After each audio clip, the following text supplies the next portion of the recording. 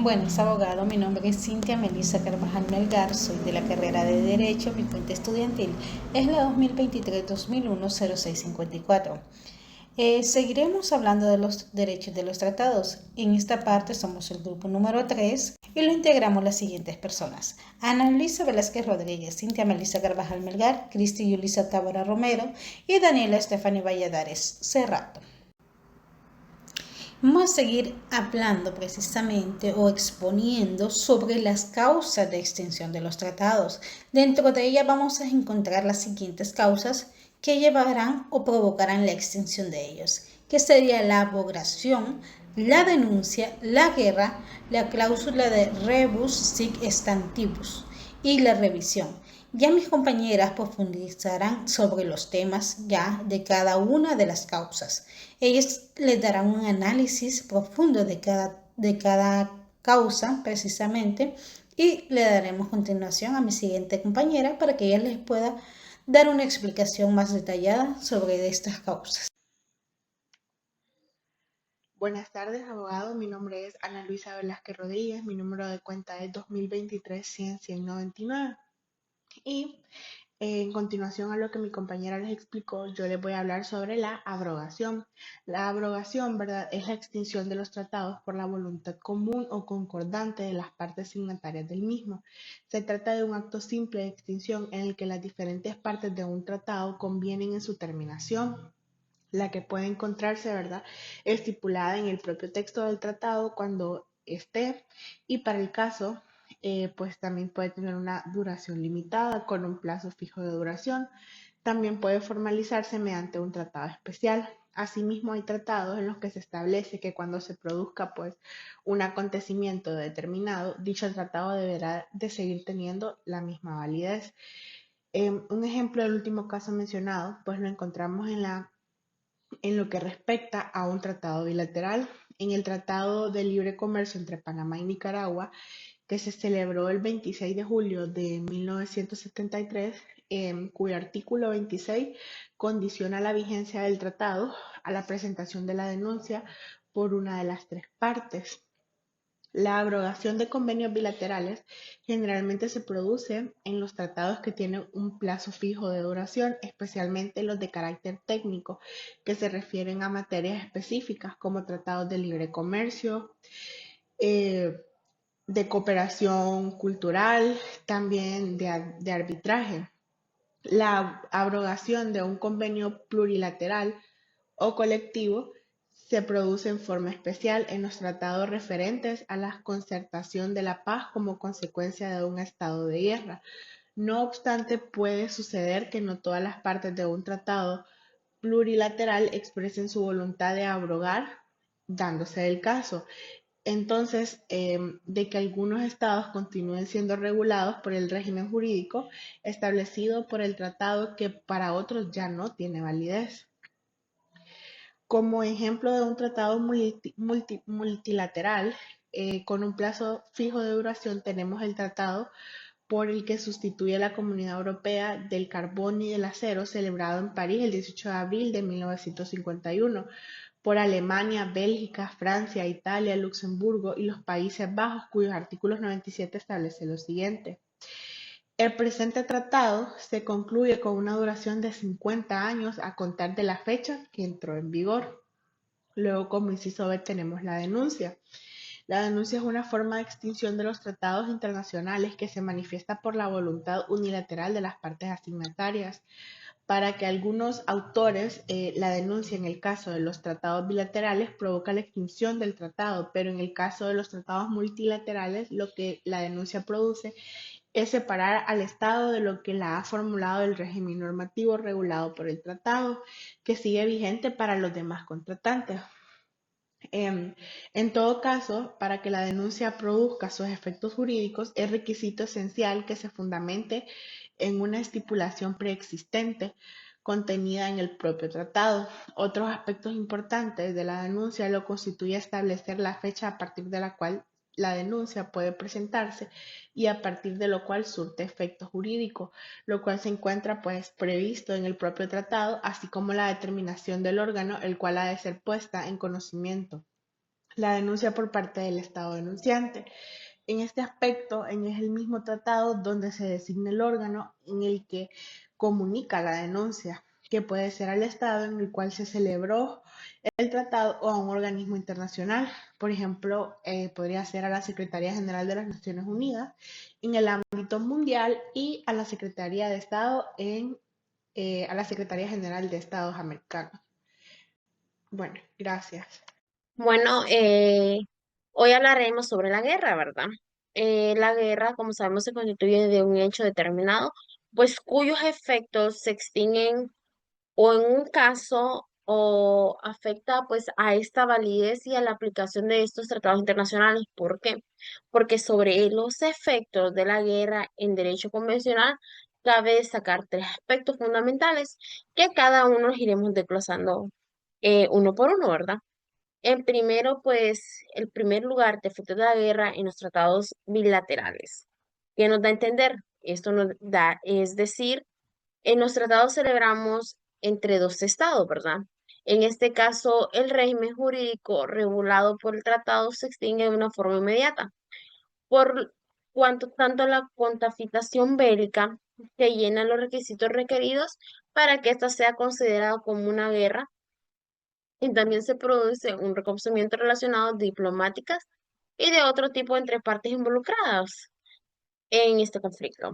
Como el segundo lugar, los efectos que se derivan de la guerra en los tratados multilaterales. En este caso, se garantiza la opinión de la doctrina en el sentido de que se producen algunas consecuencias, como cuáles, los vínculos jurídicos establecidos por el tratado, em, también esto se eleva que vuelven a aplicarse entre ellos cuando se hayan establecido en una situación de paz. También tenemos, en la misma forma que dichos tratados tenían vigencia, ¿verdad? Ante un conflicto bélico o con la introducción de modificaciones con algunas circunstancias que dispongan, como el acuerdo de todas partes del tratado multilateral. Y dichos tratados multilaterales siguen vigentes, es decir, que se conservan a toda validez jurídica entre aquellos u otros.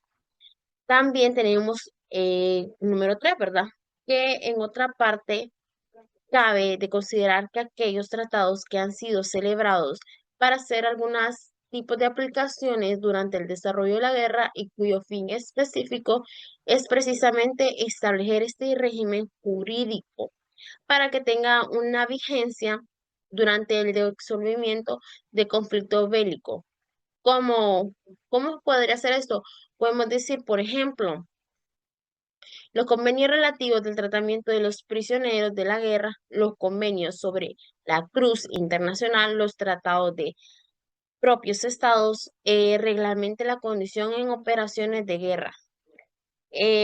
Esto ofrece que estos efectos sobre la guerra, sobre los tratados, es necesario que tenga presente que un acontecimiento en esta naturaleza significa que es una conducta completamente antagónica, a lo que podemos decir que es una norma relacionada, normas relacionales internacionales, por lo que diferentes instrumentos jurídicos internacionales que estos miembros perceban a las generaciones en algún tipo de guerra y amenaza al uso o la fuerza contra la integridad territorial o independencia política de cualquier estado, ¿verdad? En cualquier otra forma, incompatible con algunos propósitos de las Naciones Unidas. Sobre la guerra como causa de extensión de los tratados, Bielsa sostiene que ha sido afirmado en guerra la causa de extensión de los tratados concluidos con autoridad, ¿verdad? E intacta. Afecto que en los convenios distintos a tener ejecución únicamente en caso de guerra, tales son los conflictos relacionales en guerra, determinan los derechos a firmas por virtud de un simple suspender, ¿verdad? Con su eficacia. También tenemos las cláusulas rebus, que estas otras causas sobresalientes que pueden afectar a la aplicación del compromiso internacional, debilitando su vigencia. Que se constituye en un cambio radical en un tipo de circunstancias en relación a lo que existen cuando se formó el tratado, ya que entonces la situación de la naturaleza no era presible. Se trata de la dominación o por la doctrina como cláusula de reglas, la cual interpreta en el sentido de que la alteración esencial e importancia de las circunstancias que prevelan cuando el trabajo internacional fue concluido puede dar a lugar en extensión o debilitar como queda indicado a la fuerza obligatoria.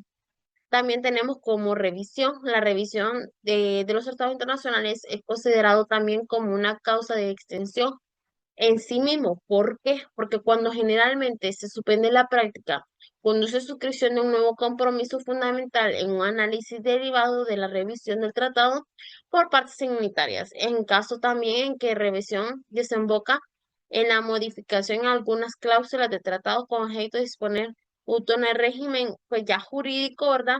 Con unas nuevas relaciones con fines en lo que se busca que se consideran como una condición previa de esa revisión. De todas las tratados, ya sea bilateral, multilateral, expresan un consentimiento voluntario al aspecto, es decir, que convenga la necesidad de dicho tratado. Por una parte, cuando se llama práctica base a una disposición contenida, pues ya es un instrumento más jurídico institucional que al terminar la Primera Guerra Mundial, el artículo 19 referido por otorga a la Asamblea de la Sociedad de Naciones de la facultad de invitar a miembros, o sea, la organización, a revisar tratados, ¿verdad? Que no tuvieran una aplicación también a revisar situaciones internacionales que pudieran en peligro la paz internacional del artículo 19 competente en los siguientes, que son la Asamblea podrá en cualquier tiempo evitar miembros de la sociedad a que produzcan un nuevo examen de los tratados que hayan dejado de ser aplicables, si como situaciones internacionales cuyo mantenimiento pueda poner en peligro la paz del mundo. La composición a estos previstos en el Pacto de la Sociedad de las Naciones, la Carta de las Naciones Unidas no completa ninguna disposición referente a la revisión del compromiso internacional. Por otra parte, cuando la revisión se lleva en práctica con base a una disposición contenida en su propio tratado que hace de objeto del examen por estados signatarios en la bilateral o multilateralidad. En el aspecto citado en el Tratado de Libre Comercio, concluyó que Panamá, Nicaragua, el 26 de julio de 1973, al que no debemos referido en la presente elección y en el cual el artículo 27 establece el siguiente: los estados significatarios convienen en revisar este tratado cada 5 años sin perjuicio establecido en el artículo.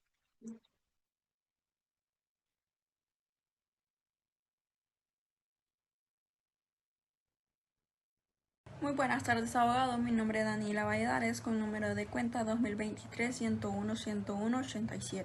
Hoy les hablaré sobre dos ejemplos de tratados que se han extinguido y cuáles fueron sus causas. Ejemplo número 1 tenemos el tratado INF, Fuerzas Nucleares de Almacén Intermedio, en 1987 al 2019. El tratado INF fue firmado en 1987 entre Estados Unidos y la Unión Soviética, y su objetivo principal era eliminar los misiles nucleares de alcance intermedio y corto en Europa.